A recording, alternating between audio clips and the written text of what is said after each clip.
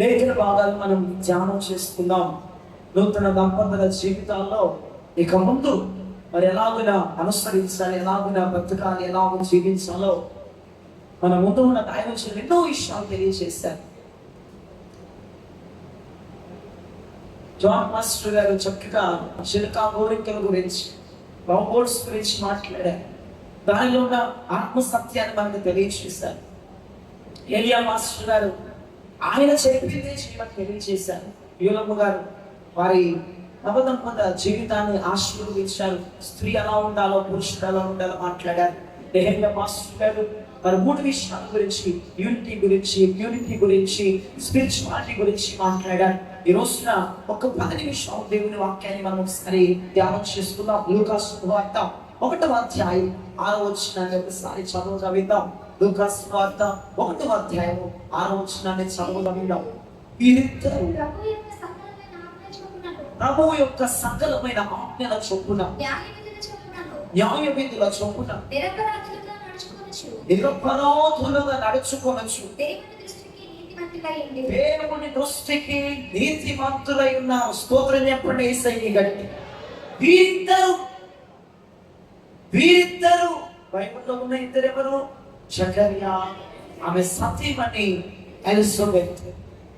నేను ఆల్రెడీ గురువారం జాషువా అనూషల వివాహంలో ఈ దంపతుల గురించి మాట్లాడాను. మరలా ఇదే దంపతుల గురించి దేవుడు నాకు ప్రత్యక్షతనిచ్చారు. ఈ జకర్యా ఎలిజబెత్ యొక్క దాంపత్యం, వీరిద్దరూ మరి ఏం చేసి తెలుసా? వారిద్దరూ కలిసి భక్తి చేశారు. దేవునికి స్తోత్రం కలుగునగా. ఈ రోజున జాషువా అనూష వీరిద్దరూ, జాషువా అనూష వీరిద్దరూ భక్తి చేయాలి. కూడి వచ్చినటువంటి భార్యాభర్తలు వీరిద్దరూ భక్తి చేయాలి. దేవునికి స్తోత్రం చేయాలి. ఎవరో ఒక్కరు కాదు, ఇద్దరు అన్న మాట మనం చూస్తున్నాం. అక్కడ ఆగిపోదాం. భక్తి చేయవలసింది భర్త కాదు, భక్తి చేయవలసింది భార్య కాదు, వారిద్దరూ భక్తి చేయాలి. దేవునికి స్తోత్రం చెప్పండి. వారిద్దరూ భక్తి చేస్తే వారి దాంపత్య కుటుంబ జీవితానికి ఎంతో ఆశీర్వాదకరం. రిసెప్షన్ అయిపోతుంది, రేపు ఫ్రైడే వస్తుంది, ఫ్రైడే శుక్రవారం, ఆదివారం వస్తుంది. అనూషాన్ని పంపిస్తాడు అనుకున్నాం. జాషువా, అనూషాను వెళ్ళు, అసలే కొత్తగా పెళ్ళయింది, ఫస్ట్ వారమే చర్చికి వెళ్ళకపోతే అయితే నేను అనుకుంటాను వెళ్ళే అని కనుక జాషువా అనూషాన్ని పంపించడానికో, నేను అనూషాన్ని మొహం పట్టుకుని అడుగుతా, ఏడమ్మా ఆయన ఏంటంటారు? కనుక మాస్టరండి ఆయన రాకపోతే నేను వచ్చాను కదా, ఎన్నో అడావుళ్ళు, ఎన్నో టెన్షన్లు, కొంచెం రిలాక్స్ అవుతున్నాడు అందనుకో, ఎట్లా ఉంటుంది చెప్పండి?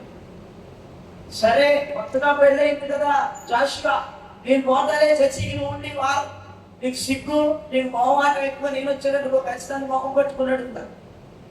ఎవడేనబ్బాయి అంటే, మాస్టర్ గారు మరి కొత్తగా పెళ్ళయింది కదండి, మరి మన చర్చిలో పిల్లలతో కలవడం, మీతో మాట్లాడడం కొంచెం సిగ్గు మొహమాటం ఉంటుందని వాళ్ళు కొంచెం అంటే కుదరదు.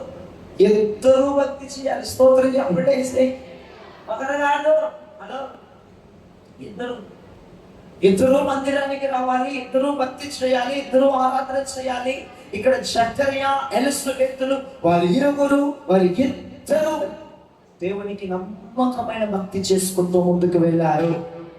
ఒకవేళ జాషువా ఒక్కడి భక్తి చేశాడనుకోండి, ఒకవేళ అనూష ఒక్కటే భక్తి చేసింది అనుకోండి, ఈ మాటలు చెప్పక తప్పవు. ఏం జరిగిందో చూడండి. లేఖన భాగాలు సెలవిస్తున్నాయి. 1 కొరింథీయులకు రాసిన పత్రిక 7వ అధ్యాయం 14వ వచనం. త్వరగా తీస్తే త్వరగా ముగించేస్తా. 1 కొరింథీయులకు రాసిన పత్రిక 7వ అధ్యాయం 14వ వచనం. అవిశ్వాసమైన భర్త భార్యను బట్టి పరిశుద్ధపరచబడును. అవిశ్వాసురాలైన భార్య విశ్వాసమైన భర్తను బట్టి పరిశుద్ధపరచబడును. లేని యెడల మీ పిల్లలు అపవిత్రులై ఉంటారు. ఇప్పుడైతే వారు పవిత్రులు. స్తోత్రం చెప్పండి. ఆకాశం వైపు చేతులు చూపించేసాయి. భర్త విశ్వాసంలో ఉంటే, భార్య అవిశ్వాసంలో ఉంటే భర్త చెప్పాలి ఆమెను విశ్వాసంలోకి తీసుకురావాలి. స్తోత్రం చెప్పండి. ఒకవేళ భార్య విశ్వాసిగా ఉంటే, భర్త అవిశ్వాసిగా ఉంటే, భార్య విశ్వాసములకి భర్తను తీసుకురావాలి. దేవునికి స్తోత్రం చెప్పండి. మీరిద్దరు దాంపత్య జీవితం విశ్వాసంతో అన్యోన్యంగా భక్తి చేస్తూ ముందుకు వెళ్ళాలి.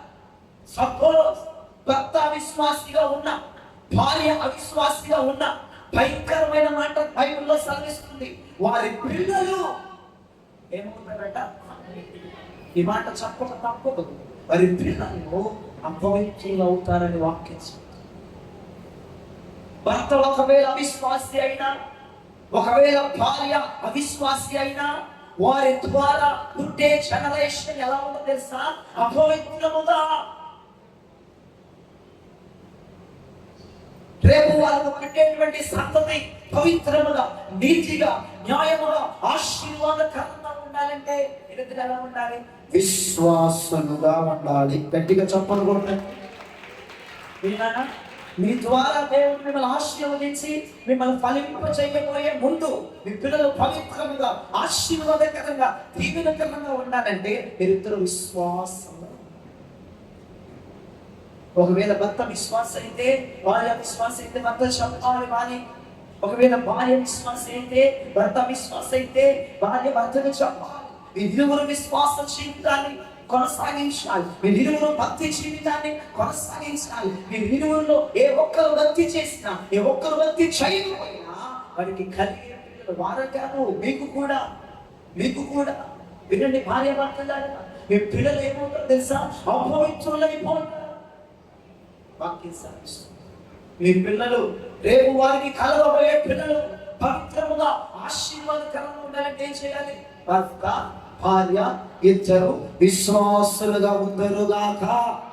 హల్లెలూయా, హల్లెలూయా.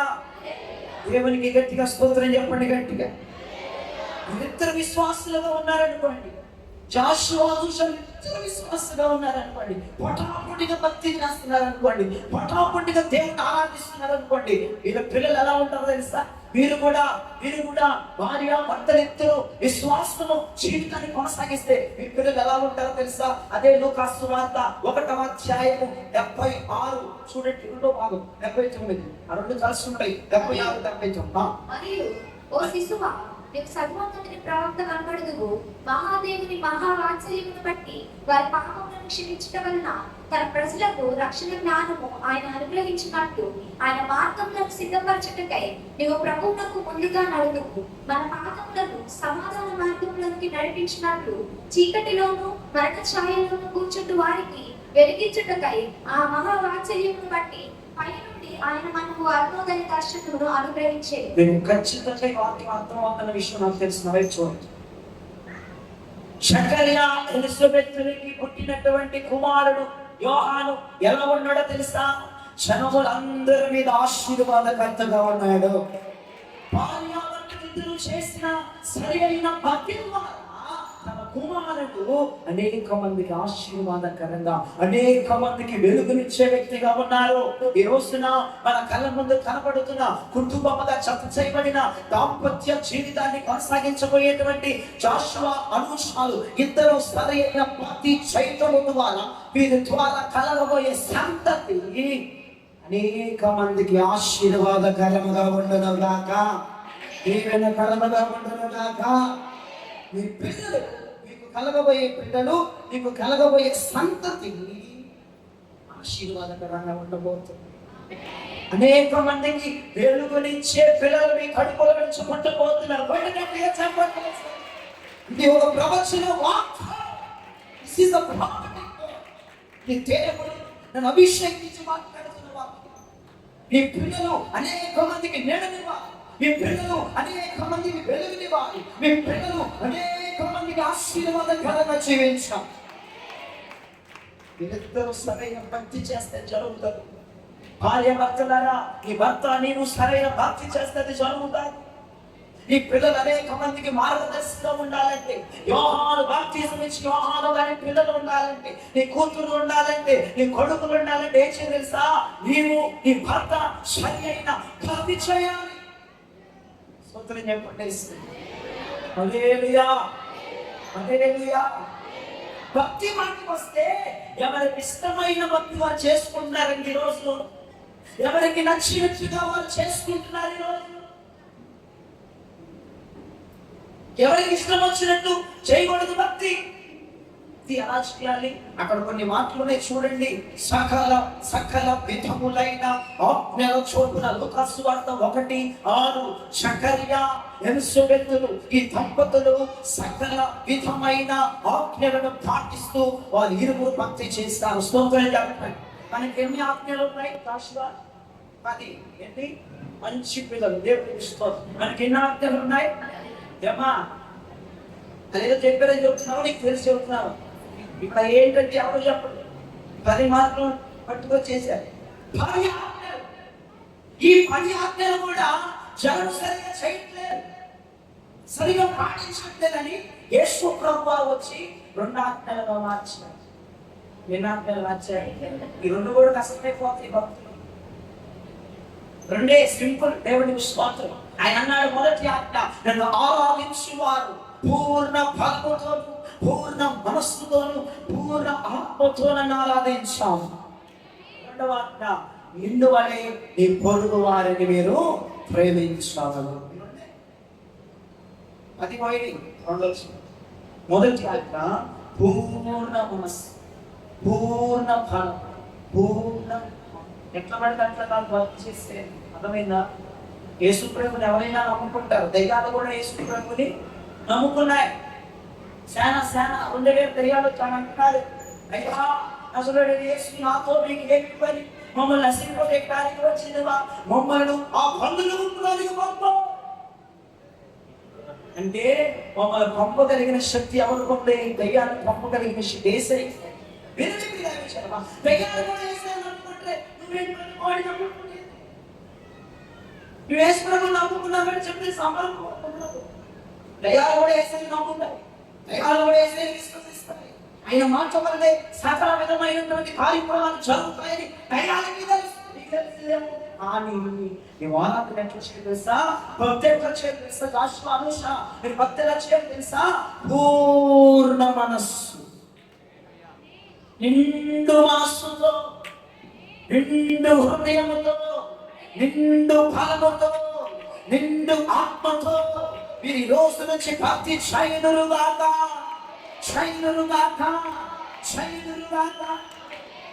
నిండు మనస్సుతో ప్రభుని వెంబడించు. అర్థమవుతుందా?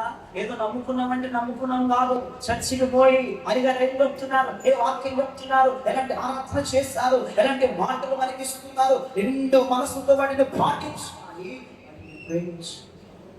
దేవునికి స్తోత్రం చెప్పండి.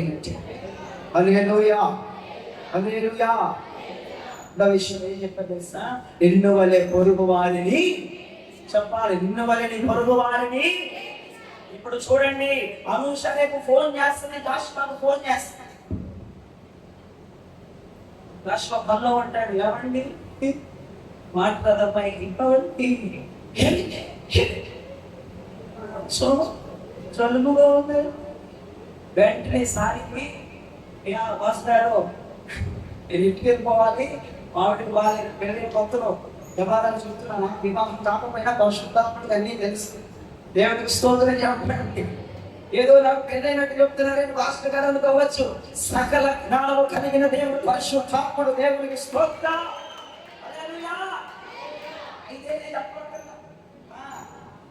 చెప్పట్లేదు, ఎక్స్పీరియన్స్ అయితేనే రాదు. పరిశుద్ధాత్ముడు ఆత్మ సంబంధంగా తన దాసులకి ఆయన గ్రంథాలు విప్పుతాడు. దేవునికి స్తోత్రం. అప్పుడు జాషువా పరుగుంటది. జాషువా పరుగు జలుబుకి, దేనికి? పంపుకి, జలుబుకి.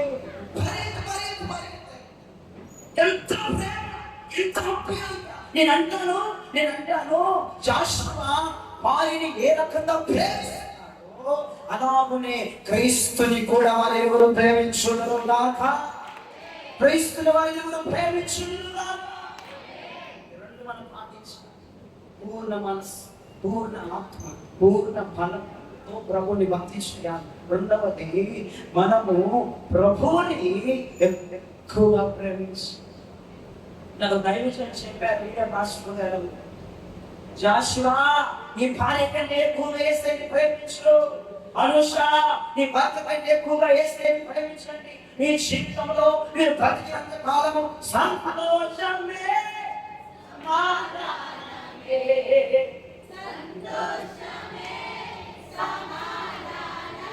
ఈ సంతోషం మీకు ఏమో బొమ్మలు మా దగ్గర కొత్తగా షాపింగ్ మాల్ పెట్టారు, శుభమస్తు బొమ్మలు. మీరు బొమ్మలా మనుషులా? దేవుడి పేరులో గట్టి స్తోత్రం చెప్పండి. ఆకలవుతున్న స్తోత్రం చెప్పండి. అయినా పంపించండి. దేవునికి స్తోత్రం. ఆత్మీయమైన ఆహారాలు చూడండి. మన భోజనం ఆ జ్యోతి గారు ప్రిపేర్ చేశారేమో, ఎన్ని ఐటమ్స్ ఉన్నాయో, మన వాకింగ్ కూడా ఎన్ని ఐటమ్స్ ఉండాలిగా. ఉండాలి వద్దా? అన్ని వేసేసుకుంటాం, తినేదాన్ని అన్ని చికెన్ వేసుకో, సాంబార్ పోసుకో, పెరిగి చికెన్ పోసుకో, స్వీట్ అన్ని పెట్టుకో, అన్ని తినే. వాక్యం కూడా వినాలి. స్తోత్రం చెప్పండి. ఒక దైవజనుడు బిర్యానీ పెట్టాడు, మరి నేను ఏం పెట్టానో మీకేం టేస్ట్ తెలుస్తుంది. ఏం పెడుతున్నాను నేను?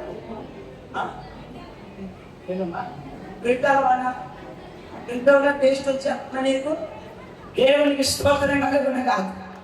సకలమైన ఆజ్ఞల చొప్పున వారి భర్తలు భక్తి చేస్తే దేవుడు వారి దంపత జీవితాన్ని ఆశీర్వదిస్తాడు. రెండో విషయం పక్కన చూడండి. రెండో విషయం చూడండి. అది అయిపోయింది. అక్కడే ఏంటది?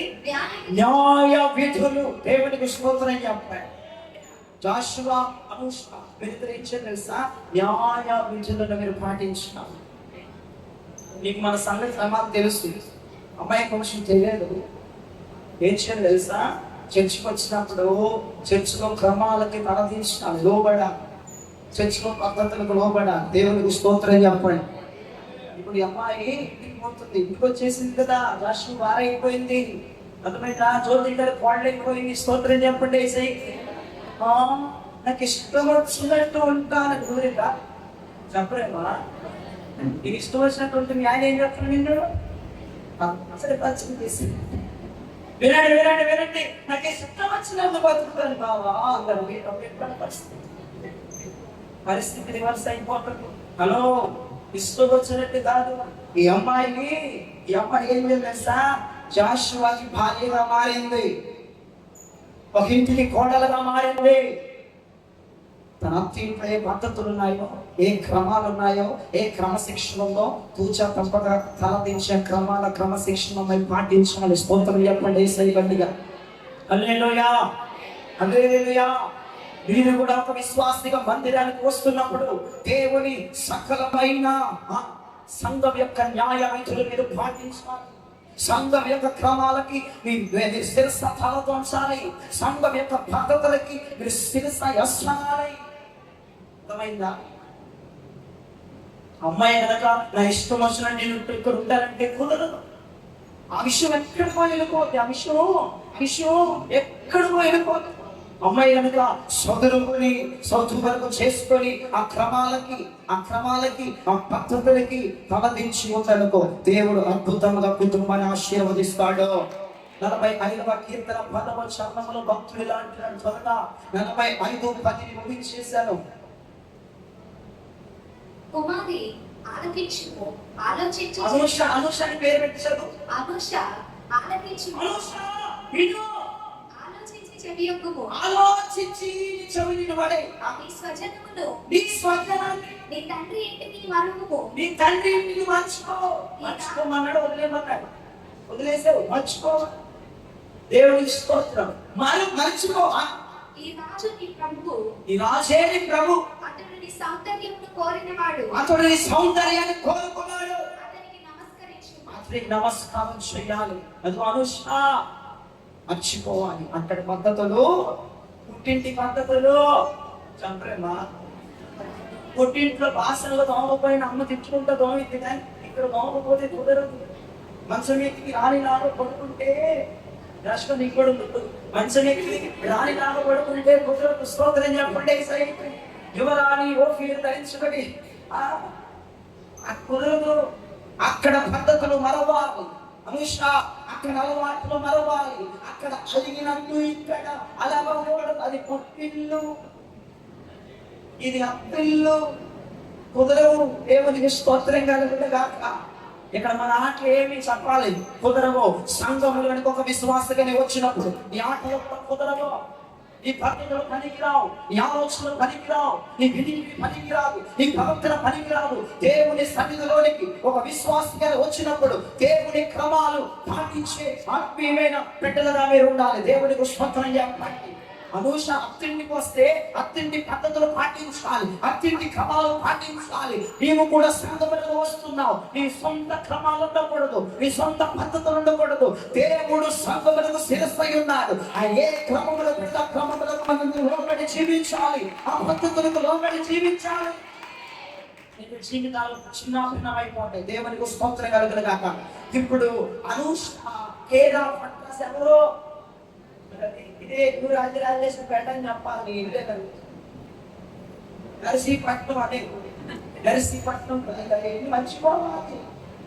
వీళ్ళేరమ్మాయి పేట పేట ఏ పేట పాత దేవుడికి స్తోత్రంగా నీ కేరా అడ్రస్ దేవుడు మార్చేస్తాయి. పద్ధతులు మారాయి, క్రమాలు మారాయి. మనం సంఘములకు వస్తున్నాం, పద్ధతులు క్రమాలు మార్చుకోవాలి. దేవుడు పెట్టిన పద్ధతులు క్రమాలు మనం పాటించుగాక. హల్లెలూయా, హల్లెలూయా. అలాగున ఆ క్రమాలు పద్ధతులు పాటిస్తే వారి దాంపత్య జీవితం బాగుంటుంది. మందిరంలోకి వచ్చిన నీవు నేను ఆయన పెట్టిన క్రమాలు పద్ధతులు పాటిస్తే మీ జీవితాలు మీ కుటుంబాలు కూడా సంతోషంగా ఉంటాయి. గట్టిగా చప్పట్లు కొట్టి యేసయ్య నామమును కనపరుద్దాం. చివరి మాట చదవండి. వారు నిరపరాధులుగా ఉన్నారు. హలో, వారు కూర్చుంటారు, నా వైపు చూడండి. ప్రభు రాకుండా వచ్చి పోతుంది, పర్లేదు నా వైపు చూడండి. వారు సమర్చుకుంటారు, కూర్చుంటారు. నువ్వు కూర్చోబెట్టట్లేదు అని అట్లా తెలుసు. వారిద్దరు చకర్య ఎలిజబెతులు ఎలా ఉన్నారంటండి? నిరపరాధులుగా, పవిత్రులుగా, నీతిమంతులుగా. స్తోత్రం చెప్పండి యేసయ్యకే. మీ దాంపత్య జీవితంలో మీరు సినిమాలు చూడడానికి వీడియో సినిమాలు చూడొచ్చు. నిరపరాధులుగా ఉండాలంటే సినిమాలు, షికారులు, అర్థమవుతుందా, అన్నిటిలాగా వద్దు. మీరు నిరపరాధులుగా ఉందాం. మరి మీరు ఫ్రెండ్స్ తో కలిసినప్పుడు వాళ్ళ మాటలో మాట వద్దు. మీ జీవితం ఎట్లా ఉండాలంటే నిరపరాధుల జీవితముగా ఉండాలి, నింద లేని జీవితముగా ఉండాలి, దోషము లేని జీవితముగా ఉండాలి. ఇద్దరు ప్రేమ చేత ఆత్మ చేత కట్టబడుదురుగాక. భక్తి ఎలా చేయాలంటే భర్త అన్నాడు అనుకో, వెళ్ళబాబు సినిమాలు చాటికి వెళ్ళిపోదన్నమాట. వద్దు, పెళ్ళైన కొత్తలో షికారు చేయాలని ఉంటుంది, అడుకోవాలి ఇడుకోవాలని ఉంటుంది. కానీ అది మరీ వాక్యానికి విరుద్ధమైన పనులు చేయొద్దు. దేవుడి సావుకునిగా చెప్తున్నా, దేవుడి సావుకునిగా చెప్తున్నా. కొన్ని సంతోషాలు ఉంటాయి, కొన్ని సరదాలు ఉంటాయి. ఈ పాస్టర్ ఏమొచ్చింది, సంతోషించొద్దు, సరదా పడుతుందండి. లిమిట్ దేవుడు మనకి ఎక్కడ పెట్టాడో దర్శనం చరిత్రలో చెప్తా ఉంటాయి. లిమిట్ దాటితే పరిస్థితులు చిన్నభిన్నమైపోతాయి.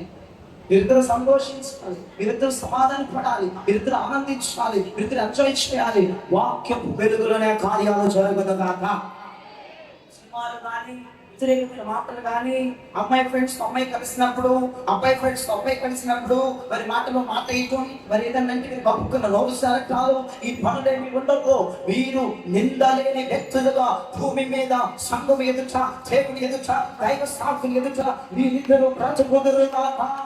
మీరు కూడా నిరపరాధుల కుటుంబముగా, దోషము లేని కుటుంబాలుగా, పాపము లేని కుటుంబములుగా, ఎవరు నిందలు వేయలేని కుటుంబములుగా మీ దాంపత్య జీవితాలు ఉండును గాక.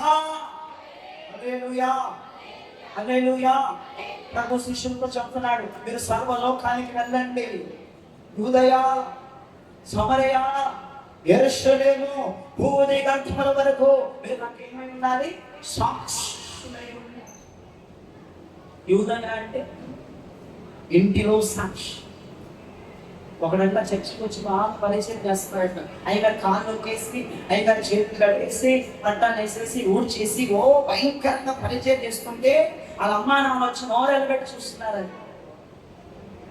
పాస్టర్ గారు, అమ్మా ఏకరాత్రి గౌరవమైంది ఏంటి సంగతి అంటే, పాస్టర్ గారు వీడు నా కొడుకేనా అంటున్నాడు. ఏమోనమ్మా మరి నీకే తెలియాలి, నాకే తెలుసు.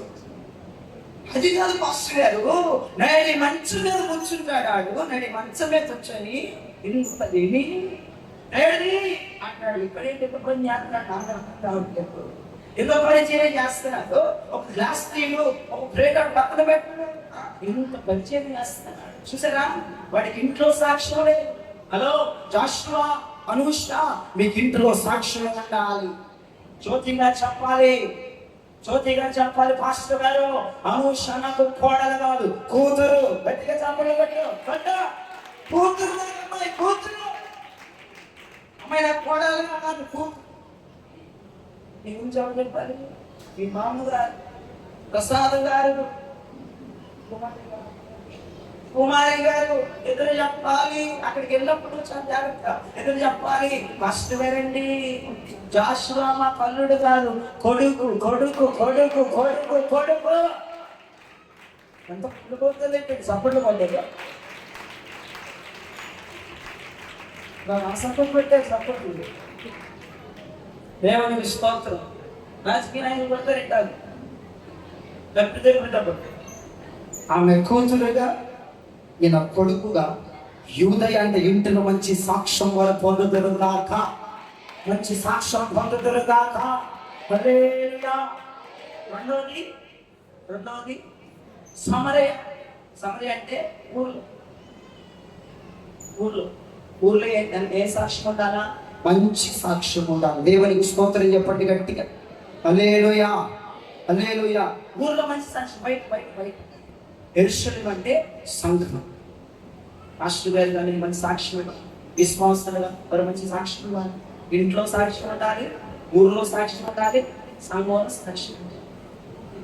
ఇంకోటి పూర్తిగా అమెరికా ఫస్ట్ డిఫినేషన్ ఇవ్వాలి.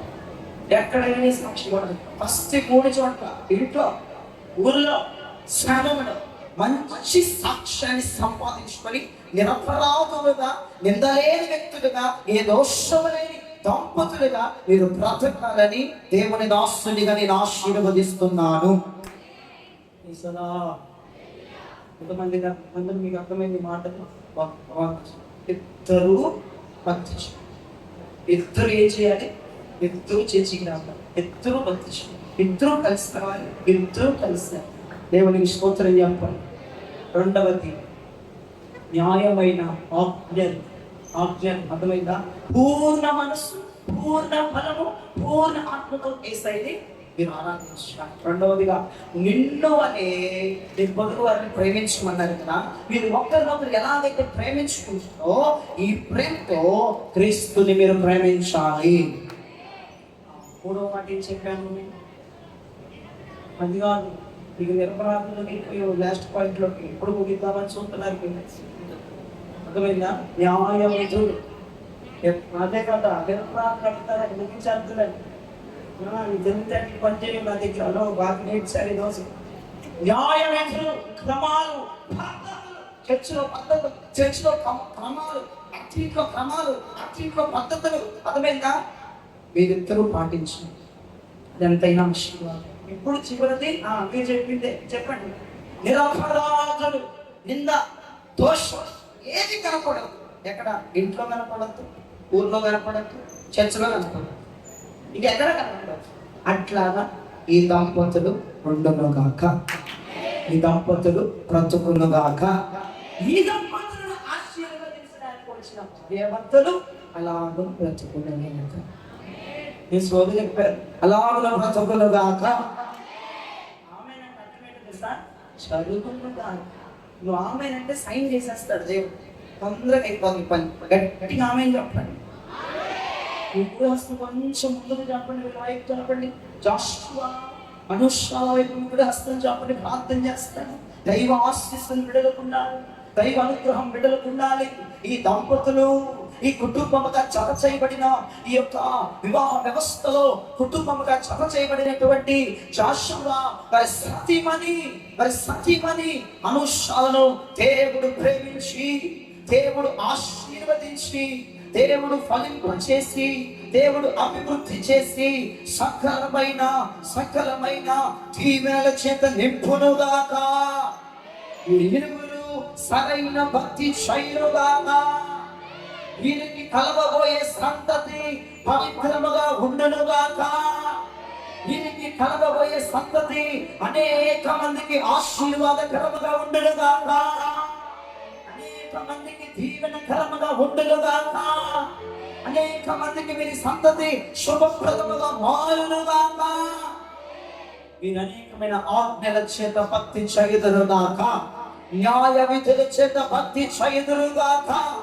నిరపరాధులుగా దోషము లేని వారిగా ఇంటిలో, ఊరిలో, సంఘములో, భూమి వర్గముల వరకు మంచి సాక్షులుగా దేవుని ఎదుట, సంఘము ఎదుట, దైవజనుని ఎదుట, పరిశుద్ధుల ఎదుట ఈ దాంపత్య జీవితం ఆశీర్వాదకరంగా ముందుకు